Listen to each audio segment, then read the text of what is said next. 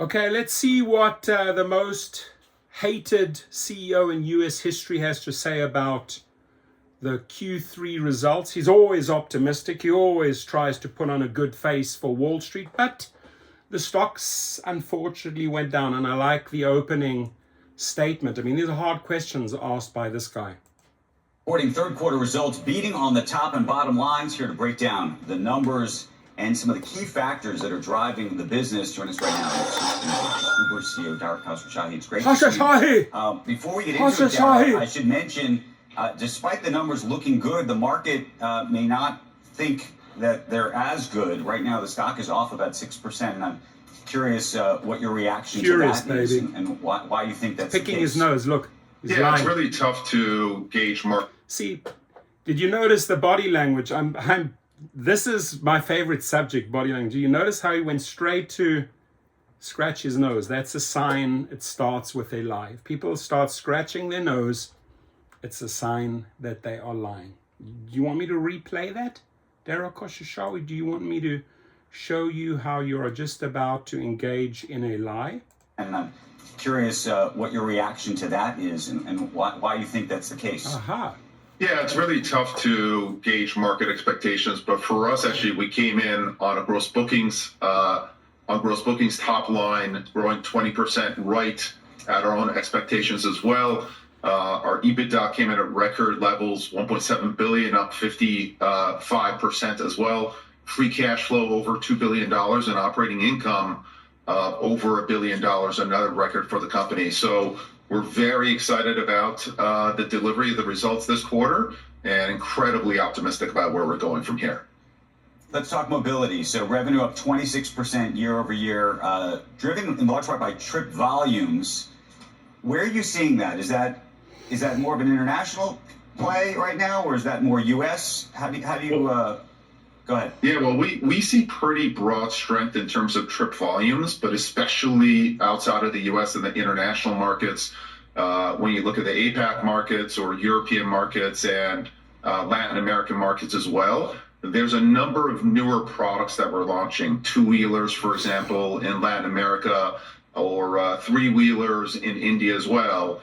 And this is resulting in very, very high trip growth as we lower the price and make the service available to a much higher percentage of the population in those markets. So we're absolutely seeing very strong growth in the international markets. Delivery business, trip volume driving about 18% of the growth year over year. How much pricing power do you have on the delivery piece at this point? Well, I think that we've seen in delivery that it's a very, very sticky habit. Audiences are at all-time highs. Frequency continues to increase as well. And then really on the price side, we are focused on making sure that delivery is as affordable as it can be. And that comes in a couple of ways. One is with our membership program. So we now have 25 million members in our program. You get free delivery, you get discounts on delivery as well, and mobility. The number of members is up 70% year on year. So higher and higher percentage of our consumers are getting a more affordable service both for delivery and mobility, and as a result, they're much more sticky to our product. They transact or spend 3 times more than non-members do. And then we're also working with a bunch of merchants as well, and you might see it on NFL game day, 50% off wings, etc., to get special deals to our members and all of our customers at Uber Eats as well. We call them merchant-funded offers. And the percentage of offers now running through the system are at all-time highs as well. So while we do think we have pricing power, and we've seen that over the past couple of years, we're actively working to make delivery and mobility more affordable for everybody. Got to ask you about the big headline that we reported, and a lot of folks have been talking about for a couple of weeks now, this news that you have been discussing the possibility of wanting to acquire Expedia, a company, of course, that you used to run. What can you tell us? Well, Andrew, I'm sure that you'd be shocked to know that we're definitely not commenting on any particular deal one way or the other. For us, our focus right now is organic growth. And when you have a business that's growing top line at 20+%, you've got bottom line growing at 50+%. We have free cash flow now that we're allocating more and more to buying back our own shares. So you combine kind of the compounding of bottom line and reducing share count that we expect to start doing next year, you get very, very high returns for shareholders.